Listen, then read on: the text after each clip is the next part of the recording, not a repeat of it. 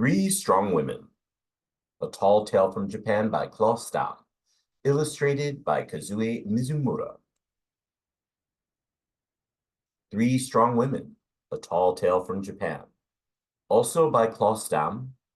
The Very Special Badgers, A Tale of Magic from Japan, by Klaus Stamm, illustrated by Kazue Mizumura. Tall Tale from Japan. Three Strong Women, New York, The Viking Press. Copyright 1962 by Klaus Stamm and Kazue Mizumura. All rights reserved. First published in 1962 by the Viking Press Incorporated.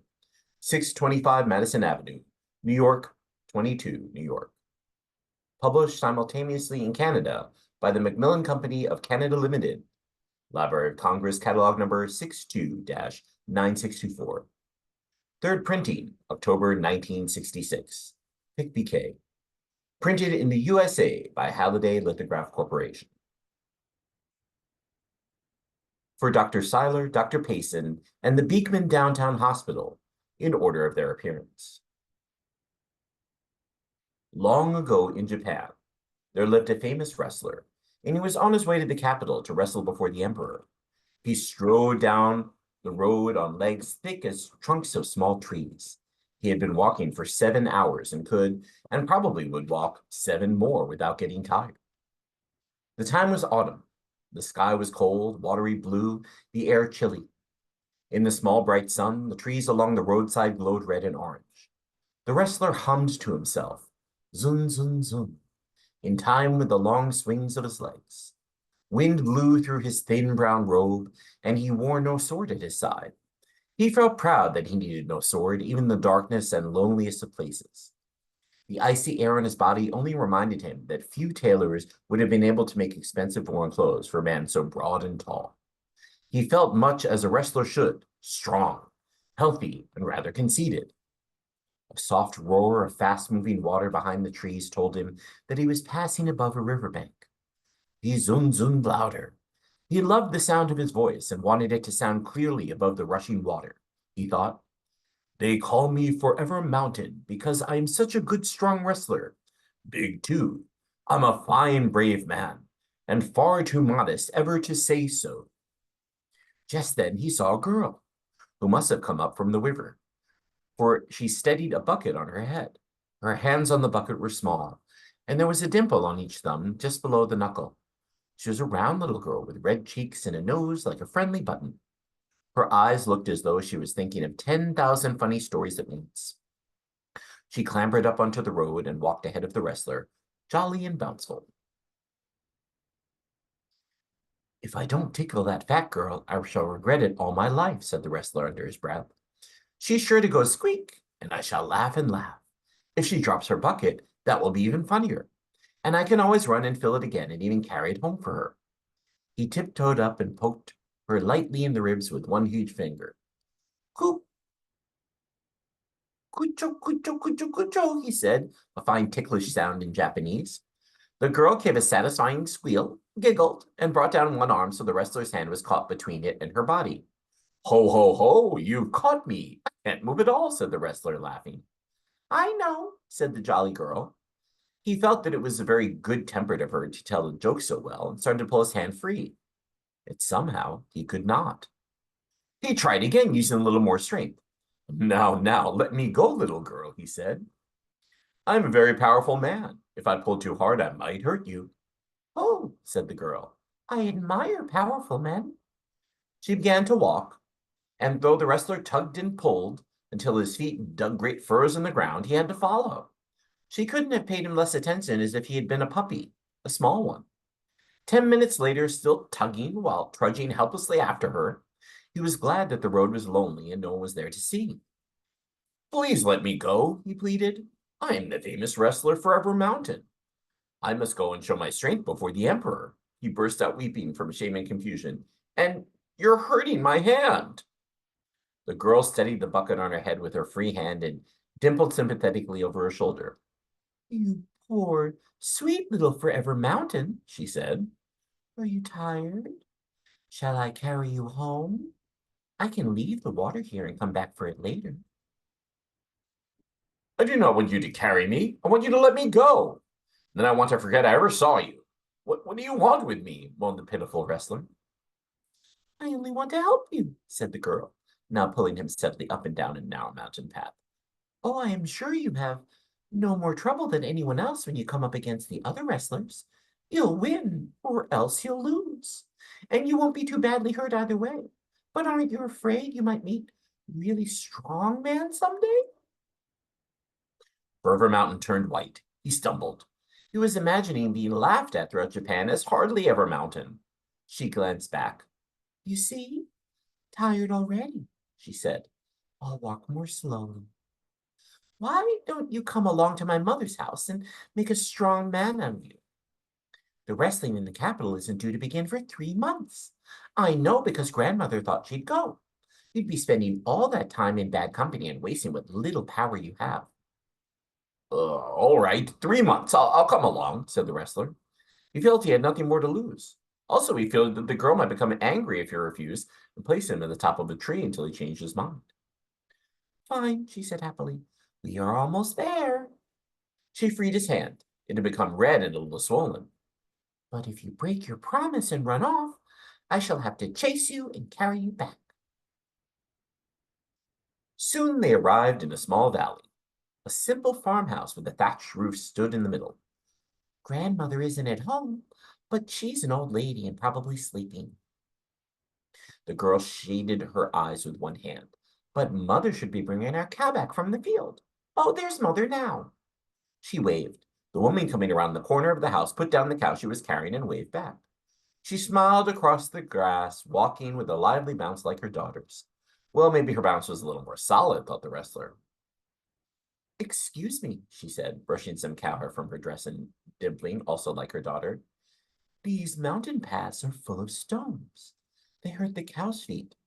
And who is the nice young man you've brought, Marumi? The girl explained. And we only have 3 months, she finished anxiously. Well, it's not long enough to do much, but it's not so short a time that we can't do anything, said her mother, looking thoughtful. But he does look terribly feeble. He'll need a lot of good things to eat. Maybe when he gets stronger, he can help grandmother with some of the easy work about the house. That will be fine, said the girl. She called her grandmother loudly, for the old lady was a little deaf. I'm coming, said the creaky voice from inside the house, and a little old woman leaning on a stick, as looking very sleepy, tottered out of the door. She came towards them and stumbled over the roots of a great oak tree. Heh, my eyes aren't what they used to be. That's the 4th time this month I've stumbled over that tree, she complained, wrapping her skinny arms about its trunk, pulled it out of the ground. Oh, grandmother, you should have let me pull it up for you, said Marumi. I hope I didn't hurt my poor old back, muttered the old lady. She called out, Daughter, throw that tree away like a good girl so no one will fall over it, but make sure it doesn't hit anybody. You can help Mother with the tree, Marumi said to Forever Mountain. On second thought, you better not help. Just watch. Her mother went to the tree, picked it up in her 2 hands, and threw it, clumsily and with a little gasp, the way a woman throws. Up went the tree, sailing end over end, growing smaller and smaller as it flew, and it landed in a faint crash far up the mountainside. Ah, how clumsy, she said. I meant to throw it over the mountain. It's probably blocking the path now, and I'll have to get up early tomorrow to move it. The wrestler was not listening, for he had quietly fainted. Oh, we must put him to bed, said Marumi. Poor feeble young man, said her mother. I hope we can do something for him. Here, let me carry him. He's light, said the grandmother. She slung him over her shoulder and carried him into the house, creaking along with her cane. The next day, they began the work of making Forever Mountain over what they thought a strong man should be. They gave him the simplest food to eat and the toughest. Day by day, they prepared his rice with less and less water, until no ordinary man could have chewed or digested it. Every day, He was made to do the work of 5 men, and every evening he wrestled with grandmother. Marumi and her mother agreed that grandmother, being old and feeble, was the least likely to injure him accidentally. They hoped the exercise might be good for the old lady's rheumatism. He grew stronger and stronger, but was hardly aware of it. Grandmother could still throw him easily into the air and catch him again, without ever changing her sweet old smile. He quite forgot that outside this valley he was one of the greatest wrestlers in Japan, and was called Forever Mountain. His legs had been like logs, and now they were like pillars. His big hands were hard as stones, and when he cracked his knuckles, the sound was like trees splitting on a cold night. Sometimes he did an exercise that wrestlers do in Japan, raising 1 foot high above the ground and bringing it down with a crash. Then people in nearby villages looked up in the winter sky and told one another that it was very late in the year for thunder. Soon, he could pull up a tree as well as grandmother. He could even throw one, but only a small distance. One evening near the end of the 3rd month, he wrestled grandmother and held her down for half a minute. Heh heh, she chortled and got up, smiling with every wrinkle. I would never have believed it. Marumi squealed with joy and threw her arms around him gently, for she was afraid of cracking his ribs. Very good, very good. What a strong man, said her mother, who had just come home from the fields, carrying, as usual, the cow. She put the cow down and patted the wrestler on the back. They agreed that he was now ready to show some real strength before the emperor. Take the cow along with you tomorrow when you go, said the mother. Sell her and buy yourself a belt, a silken belt. Buy the fattest and heaviest one you can find. Wear it when you appear before the emperor as a souvenir from us. I wouldn't think of taking your only cow. You've already done too much for me, and you'll need her to plow the fields, won't you? They burst out laughing. Maramu squealed. Her mother roared. The grandmother cackled so hard that she choked and had to be pounded on the back. Oh dear, said the mother, still laughing. You didn't think we used our cow for anything like work. Why, grandmother here is stronger than 5 cows. The cow is our pet, Rummy giggled. She has lovely brown eyes. But it gets really tiresome having her carry her back and forth each day so she has enough grass to eat, said her mother. Then you must let me forgive you. Then you must let me give you all the prize money that I win, said Forever Mountain. Oh, no, you wouldn't think of it, said Marumi, because we all like you too much to sell you anything, and it's not proper to accept gifts of money from strangers. True, said Forever Mountain. I will now ask your mother and grandmother's permission to marry you. I want to be one of the family. Oh, I'll get a wedding dress ready, said Marumi. The mother and grandmother pretended to consider very seriously, but they quickly agreed. Next morning, Forever Mountain tied his hair up in the top knot that all Japanese wrestlers wear, and he got ready to leave. He thanked Marumi and her mother and bowed very low to the grandmother, since she was the oldest and had been a fine wrestling partner. Then he picked up the cow in his arms and trudged up the mountain. When he reached the top, he slung the cow over one shoulder and waved goodbye to Marumi. At the first town she came to, Forever Mountain sold the cow. She brought a good price because she was usually fat from never having worked in her life. With the money, he bought the heaviest silken belt he could find. When he reached the palace grounds, many of the other wrestlers were already there, sitting about eating enormous bowls of rice, comparing one another's weight and telling stories. They paid very little attention to Forever Mountain, except to wonder why he had arrived so late this year. Some of them noticed that he had grown very quiet and took no part in all of their boasting. All the ladies and gentlemen of the court were waiting in a special courtyard for the wrestling to begin. They wore many robes, one on top of another, heavy with embroidery and gold cloths, and sweat ran down their faces and froze in the winter afternoon. The gentlemen had long swords, so weighted with gold and precious stones they could never have used them, even if they had known how. The court ladies, with their long black hair hanging down behind, had their faces painted dead white, which made them look frightened.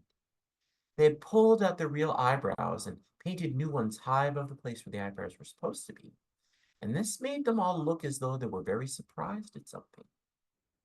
Behind a screen sat the emperor by himself, because he was too noble for ordinary people to look at. He was a lonely old man with a kind, tired face. He hoped the wrestling would end quickly so that he could go to his room and write poems. The first two wrestlers chosen to fight were Forever Mountain and a wrestler who was said to have the biggest stomach in the country. He and Forever Mountain both threw some salt into the ring. It was understood that this drove away evil spirits. Then the other wrestler, moving his stomach out of the way, raised his foot and brought it down with a fearful stamp. He glared fiercely at Forever Mountain as if to say, "Now you stand, you poor frightened man." Forever Mountain raised his foot. He brought it down. There was a sound like thunder.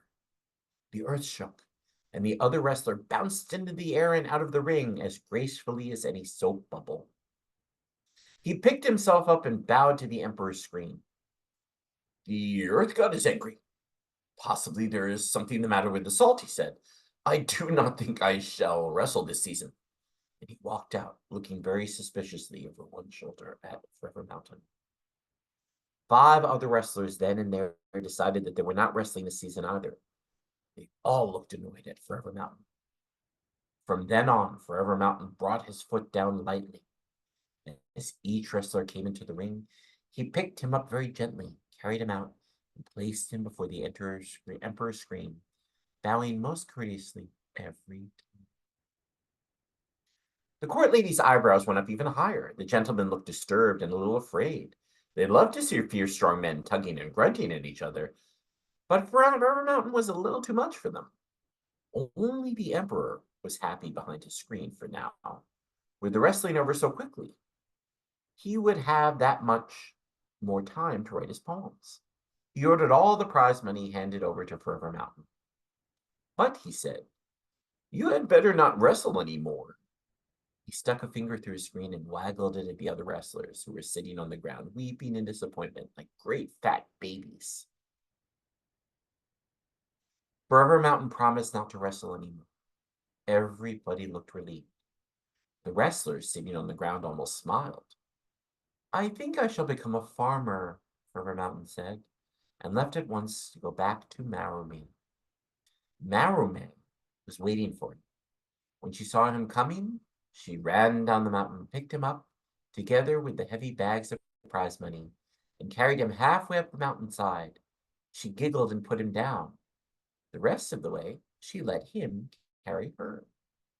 Forever Mountain kept his promise to the emperor and never fought in public again. His name was forgotten in the capital, but up in the mountains sometimes the earth shakes and rumbles, and they say that Forever Mountain and Marrowme's grandmother, practicing wrestling in the hidden